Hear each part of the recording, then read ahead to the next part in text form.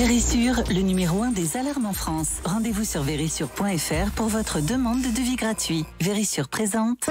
Sud Radio, le numérique pour tous, Vanessa Pérez. Bonjour et bienvenue dans ce nouveau numéro du Numérique pour tous. Aujourd'hui, un Numérique pour tous dédié au financement des startups dans un contexte, il faut le dire, un contexte mondial d'inflation, de hausse des taux et d'instabilité mondiale eu égard à la crise en Ukraine. Alors nous aurons notamment le plaisir de recevoir le député Paul Midi qui viendra nous partager les conclusions de la mission parlementaire qui vise à flécher davantage l'épargne des Français vers le financement des startups. Avec nous également un expert du financement des startups à impact et enfin une toute jeune entrepreneuse de 15 ans qui viendra nous partager un projet unique pour lutter contre le harcèlement. Le Numérique pour tous, spécial financement des startups, c'est parti et c'est sur Sud Radio. Sud Radio, le numérique pour tous, Vanessa Pérez. Et aujourd'hui, un Numérique pour tous spécial financement des startups. Et pour en parler, j'ai le plaisir d'accueillir Paul Midi. Alors Paul, vous êtes entrepreneur en série, mais vous êtes aussi le nouvel allié de la French Tech à l'Assemblée nationale en tant que député Renaissance. Paul, merci d'être parmi nous parce que je sais que votre agenda est très chargé. Et donc vous venez cette semaine de remettre les conclusions d'une mission parlementaire qui vise notamment à flécher davantage l'épargne des Français vers le financement des startups et des PME innovantes. Dans quel contexte s'inscrit la mission que vous a confiée Elisabeth Borne ? C'est le contexte que vous mentionniez, c'est-à-dire on a réussi à développer très fortement notre écosystème de start-up et de PME innovantes. Si je prends les 6 dernières années, elles levaient 2 milliards d'euros en 2017, elles enlèvent 13 milliards et demi en 2022.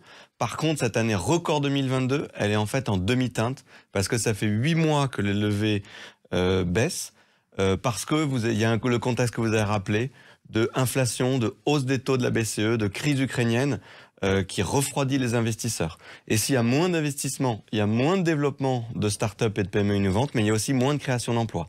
Et donc nous, on veut tout faire pour continuer à avoir une dynamique très forte de création d'emplois et donc de création et de développement de start-up et de PME innovantes. Mais Paul, j'ai envie de vous demander si on flèche de l'argent privé, est-ce que l'État n'a plus d'argent ? Non, vous savez, quand on génère de la ressource et des entreprises, ça génère des ressources pour l'État. Mais c'est vrai que ce que le président a dit pendant sa campagne en 2022, c'est qu'on a mis beaucoup d'argent public pour développer cet écosystème de start-up et de PME innovantes.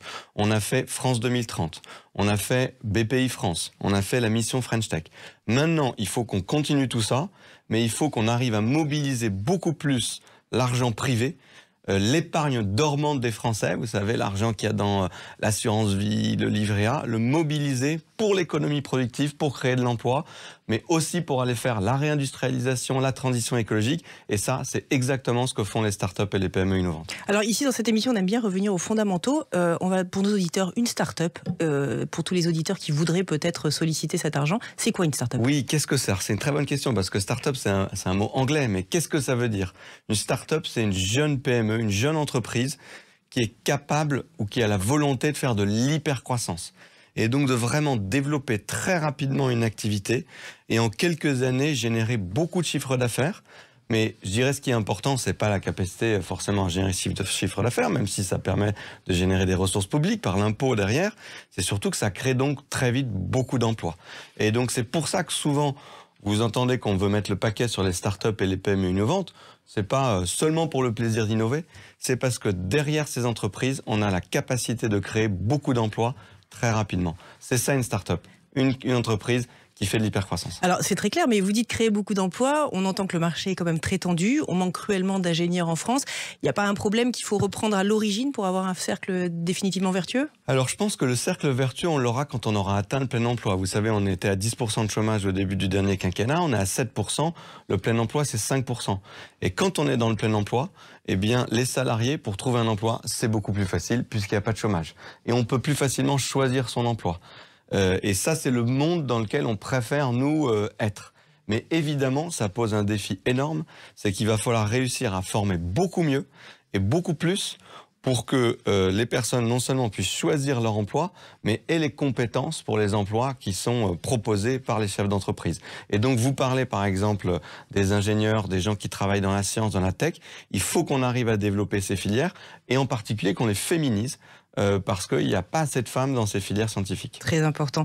Alors concrètement, est-ce qu'il y a des startups, comme vous dites, qui vont être plus éligibles que d'autres? Startups à impact, on en parle beaucoup en ce moment. C'est quel type de société que vous allez privilégier? Alors moi ce que je propose, c'est qu'on mette en place un dispositif qu'on pourrait appeler jeunes entreprises, où on aide 100 000 PME, 100 000 jeunes PME, pour aller créer 100 000 emplois d'ici 2027, et en les aidant notamment à aller lever 1 milliard d'euros supplémentaires chaque année.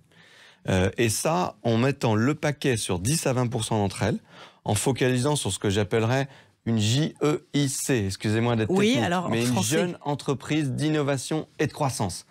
C'est un bon mot français pour parler d'une start-up. Ouais. Et des JEIR, jeune entreprise d'innovation de rupture. Ça, c'est, vous savez, parfois on parle de start-up deep tech. C'est les start-up qui sont sur les technologies du futur, qui développent par exemple des modèles d'intelligence artificielle ou l'ordinateur quantique, l'ordinateur du futur. Et donc on fasse un dispositif qui aide ces 100 000 entreprises à lever des fonds, à embaucher, on les aide en trésorerie et on les aide aussi à accéder à la commande publique, parce que ça, ce sont ces 4 points, ce sont les points qui sont les enjeux les plus importants pour nos entrepreneurs aujourd'hui pour développer leur entreprise. Paul, alors, on parle aussi beaucoup des super profits, hein, vous nous expliquez d'où vient cet argent, mais aujourd'hui, il défraie la chronique, ces super profits. Il n'y aurait pas une solution pour réinvestir cet argent dans des entreprises à impact? Vous avez raison, c'est qu'il faut qu'on embarque tout le monde dans ces entreprises d'innovation, ces startups qui créent de l'emploi, qui font la transition écologique. Et donc, il faut aussi qu'on mette à contribution nos grands groupes. Et la très bonne nouvelle, on est ravis, c'est qu'ils ont fait beaucoup de profits l'année dernière. Et donc, il faut réussir à multiplier des initiatives comme celle qu'a pris par exemple le groupe Orange, qui a mis en place un fonds qui s'appelle Orange Venture. Qu'on recevra d'ailleurs dans la deuxième partie de l'émission. Qui ont mis 350 millions d'euros sur la table pour investir dans des startups et des PME innovantes. Et moi, je voudrais, on a 300 grands groupes en France, on en a 40 qui ont fait une initiative comme Orange. Si on pouvait en avoir 50, 60, 70, 80, ce sont des milliards en plus pour aller investir dans les startups et les PME innovantes, et ce sont des centaines de milliers d'emplois à la clé.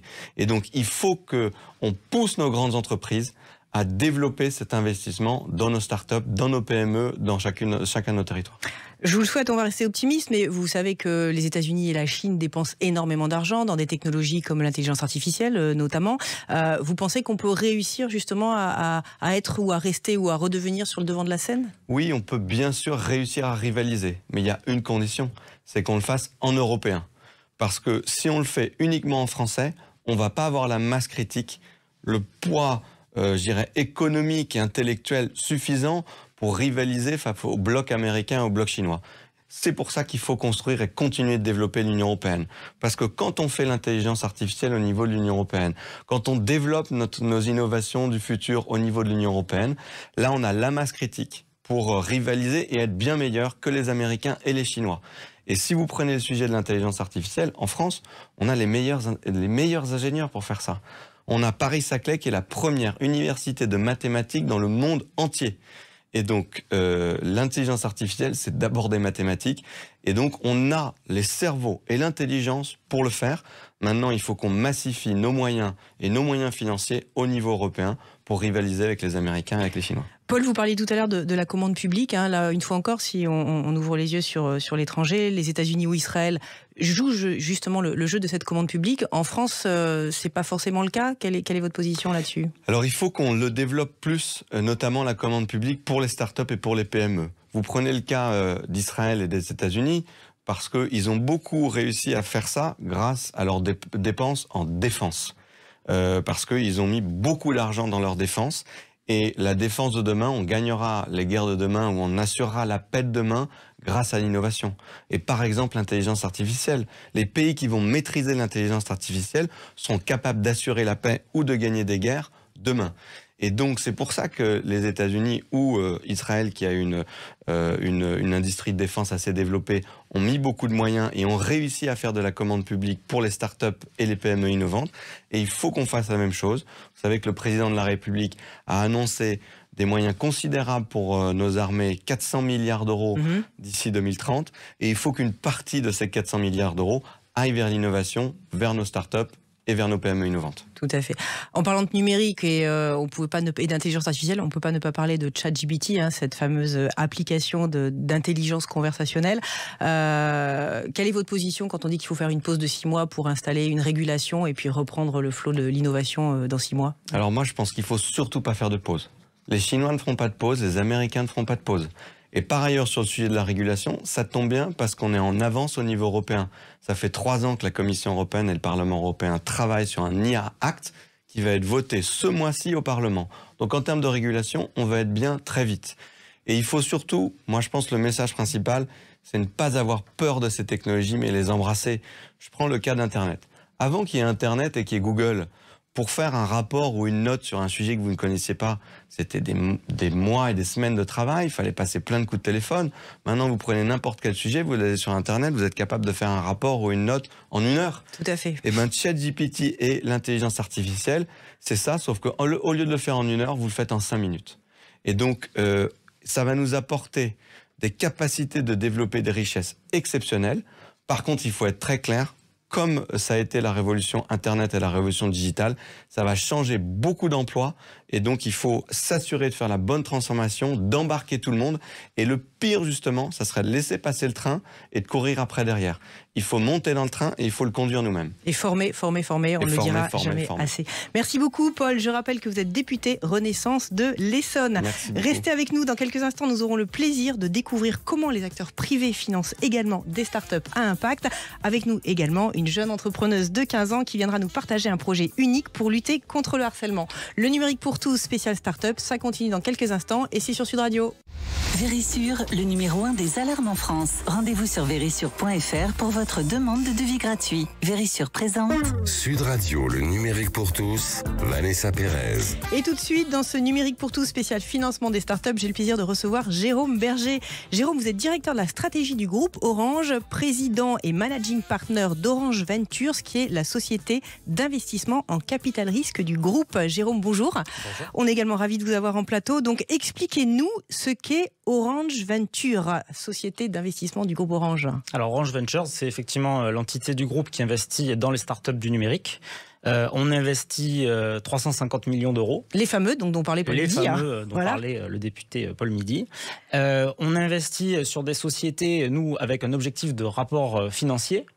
C'est pas de la subvention à l'innovation ou quoi que ce soit. On a vraiment le souhait d'aller sur des sociétés qui vont grandir, qui vont devenir des sociétés en hyper croissance, qui vont créer beaucoup d'emplois et beaucoup de valeur. Et on a vocation à les aider à faire ça grâce aux écosystèmes Orange qu'on peut leur ouvrir. Donc il y a cette double dimension, un investissement financier et l'ouverture des écosystèmes Orange.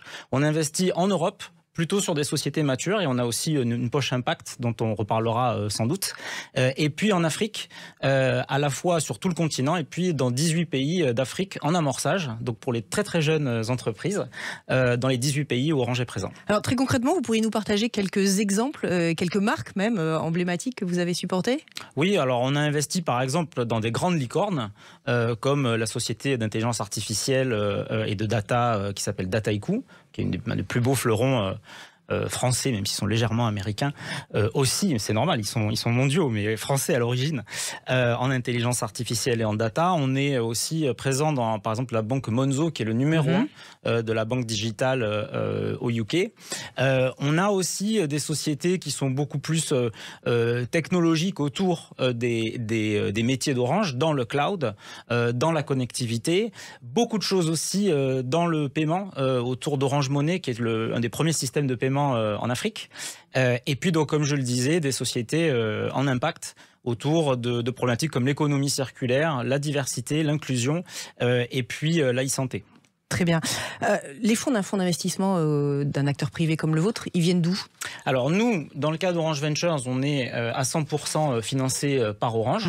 On a estimé que 350 millions, c'était déjà une enveloppe suffisante pour pouvoir commencer à à travailler de manière sérieuse. On voit à peu près entre 1700 et 2000 dossiers par an et on a une quarantaine de sociétés en portefeuille. Donc on est très sélectif et avec 350 millions, on peut vraiment les accompagner sur le long terme. Ensuite, il y a d'autres fonds d'investissement qui sont indépendants ou financiers qui, eux, eh bien, sont financés par des grands acteurs de la gestion financière comme des compagnies d'assurance ou des gestionnaires d'actifs comme par exemple Amundi qui a aussi ses propres investissements dans les fonds venture. Ok. Alors vous avez abondé dans le projet conduit par Paul Midi, c'est ce que vous nous expliquez.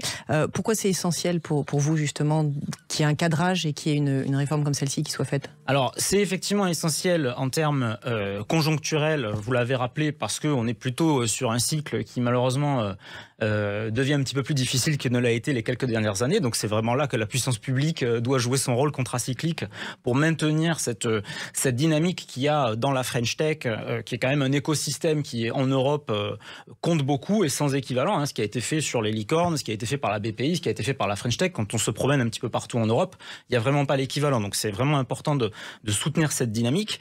Et puis si on se projette un peu plus loin, vous en avez parlé aussi, il y a des sujets évidemment de création d'emplois. Hein. On sait qu'il y a des études de Pôle emploi qui ont été publiées qui indiquent en tout cas qu'en 2030, on aurait 80% des emplois qui seraient créés via le numérique. Et donc c'est un sujet sociétal que de pouvoir avoir les entreprises qui créeront ces emplois.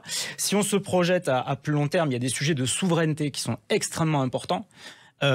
Autour de la cybersécurité, autour de problématiques d'IA, vous en avez parlé, pour lesquelles il faut vraiment soutenir un écosystème qui nous permettra, à la maille européenne, de vraiment pouvoir défendre notre souveraineté face à des blocs plus ou moins amicaux dans les années à venir. Et puis je rajouterai un troisième élément qui est aussi au niveau de la transition climatique et de la décarbonation de l'économie.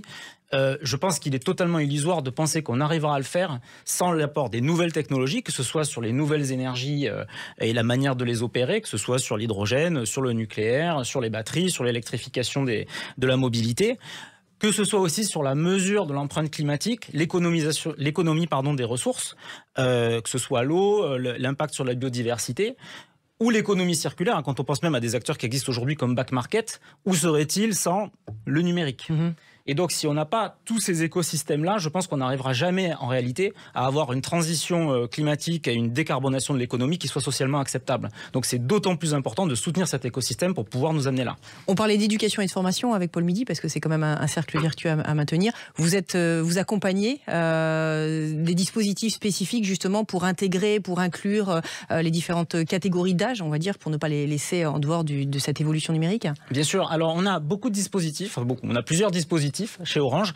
Donc Orange Ventures, c'est vraiment la partie investissement qui s'adresse à des startups qui ont déjà démarré, qui sont déjà pour la plupart assez matures, à l'exception, comme je le disais, du continent africain où là on peut vraiment démarrer de quasi zéro. En Europe et en France, on a des dispositifs qui s'appellent Orange Digital Center, où il y a des écoles de code, où il y a beaucoup de travaux sur l'inclusion. Il y a beaucoup de programmes aussi, comme le programme Femmes Entrepreneuses, qui a été lancé par nos collègues d'Orange France et Fabienne Dulac en particulier. C'est important de le souligner. Pour favoriser justement l'entrepreneuriat au féminin, parce qu'on a d'énormes pertes de chance quand on regarde le poids de la non-diversité dans le numérique. C'est qu'effectivement, mécaniquement, il y a beaucoup d'entrepreneuses qui ne se lancent pas et c'est dommage. On a aussi des 5G Labs qui permettent de tester toutes les futures applications autour de la 5G, y compris autour de licences et de fréquences qui ne sont pas encore disponibles dans le grand public. Et donc, ça permet de tester les futures applications de connectivité. Et puis, on a enfin des Orange Fab, là, qui, eux, sont plutôt des appels à projets autour des grandes thématiques stratégiques du groupe, comme la décarbonation, justement, de nos réseaux ou des problématiques un peu plus tech, je dirais. Voilà. Et donc, en complément de tous ces dispositifs, on a Orange Ventures qui est le chapeau d'investissement pour accompagner les startups les plus matures et les laisser grandir. Très clair. En une poignée de secondes, pour bénéficier de vos services, orange.fr, tout simplement Alors, surtout orangeventures.com. D'accord. Et puis, vous pouvez nous trouver sur les réseaux sociaux, sur LinkedIn, sur Twitter. On est très actifs et donc on sera ravis de recevoir vos candidatures. Merci beaucoup, Jérôme. Je rappelle que vous êtes directeur de la stratégie du groupe Orange, président et managing partner d'Orange Ventures, société d'investissement en capital risque du groupe. Et pour terminer cette émission, une toute jeune entrepreneuse de 15 ans, on vous l'avait promis. Elle porte déjà un projet très ambitieux puisqu'il s'agit d'une application pour lutter contre le harcèlement. Alia, bonjour. Bonjour Vanessa. Tu portes un projet digne des plus grands entrepreneurs et tu es encore à l'école. Et ce projet vise à lutter contre le harcèlement scolaire. Ça s'appelle KidShare, Kid comme enfant et Share comme partagé. Alors explique-nous en quoi ça consiste, KidShare. Alors aujourd'hui déjà il y a 800 000 enfants qui sont victimes de harcèlement à l'école chaque année. C'est énorme. En ce moment on en parle beaucoup mais il n'y a pas grand chose qui est fait. Donc c'est pour ça que j'ai décidé d'agir. Moi mon projet c'est 2 choses. Donc c'est une application mobile qui va en même temps aider les victimes et en même temps sensibiliser les témoins et les agresseurs. Très bien. J'imagine que tu n'es pas toute seule, qu'il y a du monde autour de toi pour t'encadrer. Déjà ta famille, comment elle vit les choses ? Alors déjà, je pense que c'est impossible de faire tout ça toute seule et même l'entrepreneuriat seul est impossible. J'ai la chance d'avoir une famille incroyable qui m'aide beaucoup dans KidShare. Par exemple, j'ai un frère qui m'accompagne énormément, donc on a pu créer notre junior association. Aussi, il y a ma mère, même si elle n'aime pas trop qu'on parle d'elle, elle a un rôle incroyable.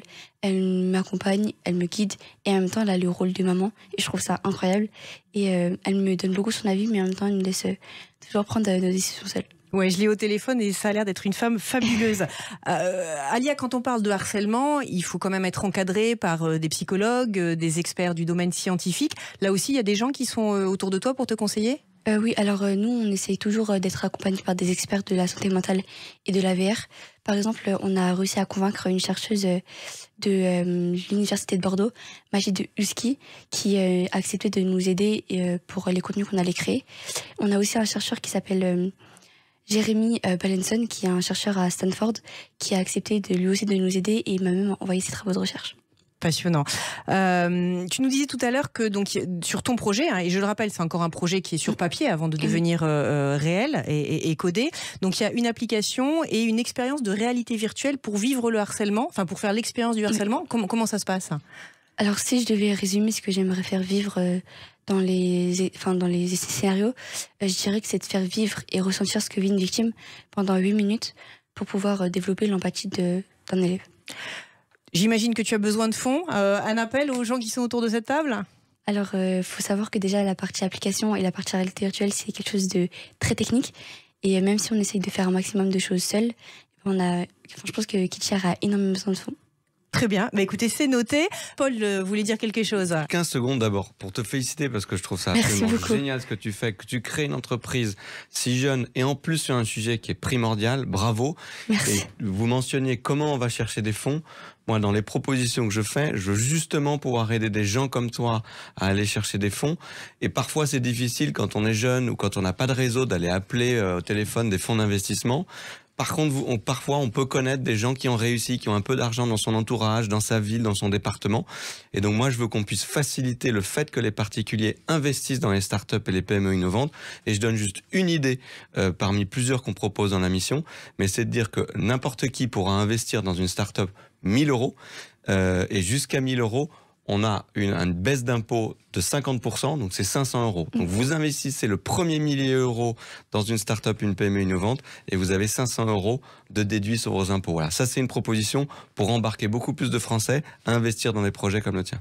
Merci beaucoup. Un grand merci Paul. Merci Alia. Écoute, bonne chance. Je sais qu'on peut te retrouver sur les réseaux sociaux, sur Instagram et même sur LinkedIn, même si tu as 15 ans. Donc, qui veut contacter Alia, elle est disponible. Paul, Jérôme, Alia, merci encore pour vos témoignages et vos éclairages.